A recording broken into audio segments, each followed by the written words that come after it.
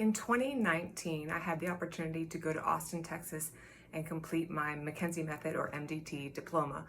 And because I was moving from South Florida to Austin, Texas, I took advantage of the opportunity to also spend some time in Tallahassee, Florida, working at IMC, which is a orthopedic outpatient clinic that uses the principles of put forth by Robin McKenzie vis-a-vis repeated movement testing and the diagnosis of joint derangement treated with directional preference repeated movements. I had a neighbor, a clinician who worked next to me, who told me somewhat tongue-in-cheek that he tells patients there's 3 types of frozen shoulders. Now, mind you, patients were coming to our clinic almost always after having gone to a physician, a PCP, an ortho, or someone who doesn't quite see the body like we do. At the end of the day, MDT is a fundamental disagreement about how the body works. I think Robin McKenzie was right that joints often get tweaked and create immobility, pain with mobility, weakness in the muscles, functional deficits, possible nerve tension. And other clinicians who haven't learned this idea, this concept, do not. So therefore, if they don't believe that it exists or don't know that it exists, they can't assess to see if that's what the patient is experiencing. Nonetheless, he told me kind of tongue-in-cheek, there are 3 types of frozen shoulders. The kind that get better quickly with shoulder movements in one direction, the kind that get better quickly with spinal movements in one direction, and the kind that take a really long time, many, many months, or a year or more with lots of different shoulder motions. So what he was saying with, winking his eye is that people are often misdiagnosing frozen shoulder, meaning some shoulder impairments, what looks like it's freezing, really stiff motion, are due to mechanical joint derangements in the shoulder, which will respond to directional preference movements of the shoulder. Some of these problems in the shoulder are due to spinal joint derangements, remedied with directional preference of the spine, and some are actually frozen shoulder.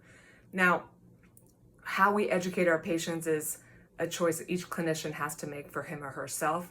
I don't tend to tell people those words verbatim, but it has definitely stuck with me because it really points out how we can be diagnosing incorrectly. So I have diagnosed 2 women with frozen shoulder in the last couple of years, but I definitely ruled out to make sure it wasn't a joint derangement. Why? Well, diagnosis is important and it predicts the prognosis and it predicts or informs the treatment. So if I've missed a joint derangement, a person could be living with pain for a year just thinking it's frozen shoulder when they could have been better in several weeks or a month or 2. So diagnosing is really important. Yes, frozen shoulder kind of seems obvious, but other disorders can mimic that pathology.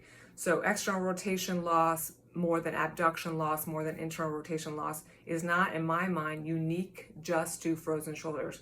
We have to look at the entire clinical picture, and by asking the right questions and doing the correct mechanical tests, and importantly, adding the 3rd part of my orthopedic evaluation, which is repeated movement testing of the shoulder and or spine, I can be much more confident if we indeed have a frozen shoulder, because that's a long trajectory and it's a very different treatment approach. And I want to be really sure if we're entering that long, protracted course of care with minimal visits, but still a long time frame for recovery, I want to be sure that we're actually on the right path and have the right diagnosis from the jump before putting a patient through that. So other things in the history, diabetes, insulin resistance, thyroid disorders, the classic picture is a woman in middle age. Those things are higher on the frozen shoulder list, but those people can also present with joint derangements in the spine or the shoulder joint. Do I expect a lot of frank weakness with a frozen shoulder? No. Would I expect major loss or even minimal loss in the neck?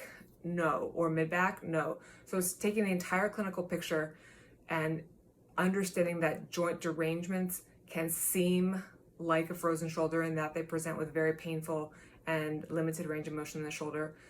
We need to make sure that we're diagnosing correctly from the get-go so that we can give patients the best care and the best possible outcomes.